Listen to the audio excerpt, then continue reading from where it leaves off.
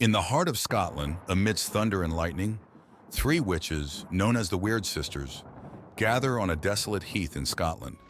They speak in strange riddles and predict that Macbeth, a brave Scottish general, will become the Thane of Cawdor and eventually the King of Scotland. They also predict that Banquo, Macbeth's friend, will father a line of kings, though he himself will not be king. Shortly after, Macbeth and Banquo meet two noblemen, Ross and Angus, who inform Macbeth that he has been given the title of Thane of Cawdor as a reward for his bravery in battle. Surprised that the first part of the witches' prophecy has come true, Macbeth begins to wonder if he could become king too. He immediately writes a letter to his wife, Lady Macbeth, telling her about the witches' predictions. Lady Macbeth is ambitious and power-hungry. She immediately begins to plot how Macbeth can become king. King Duncan announces that he will stay at their castle that night, and Lady Macbeth sees it as the perfect opportunity to kill him. Macbeth is hesitant and unsure about committing murder, but Lady Macbeth questions his manhood and convinces him to go through with the plan. That night, Macbeth kills King Duncan while he sleeps. Overcome with guilt and fear, Macbeth forgets to plant the bloody daggers on the guards to frame them, so Lady Macbeth does it for him. The next morning, King Duncan's murder is discovered, and Macbeth becomes king. However, he is not at peace. He remembers the witch's prophecy about Banquo's descendants becoming kings and decides to eliminate Banquo and his son Fleance.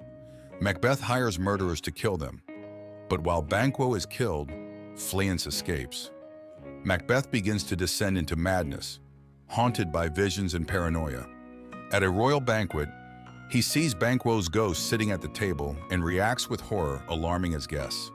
Lady Macbeth tries to calm him down but fails, and Macbeth's behavior makes others suspicious. Macbeth visits the witches again, seeking more prophecies. They tell him to beware of Macduff, a nobleman who is suspicious of Macbeth. They also give him cryptic assurances that he cannot be killed by anyone born of a woman, and that he will remain safe until Birnam Wood comes to Dunsinane Hill. Feeling invincible, Macbeth orders the murder of Macduff's wife and children. This brutal act turns many against him, including Macduff, who joins forces with Malcolm, Duncan's son, to overthrow Macbeth.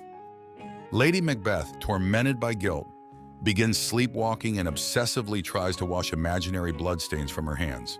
She eventually loses her mind and commits suicide. Meanwhile, Malcolm's army approaches Macbeth's castle, using branches from Birnam Wood as camouflage, fulfilling one of the witches' prophecies. Macbeth, still confident in the witches' assurances, fights fiercely, but is confronted by Macduff. In their final battle, Macduff reveals that he was not born of a woman in the usual way, but was delivered by a cesarean section.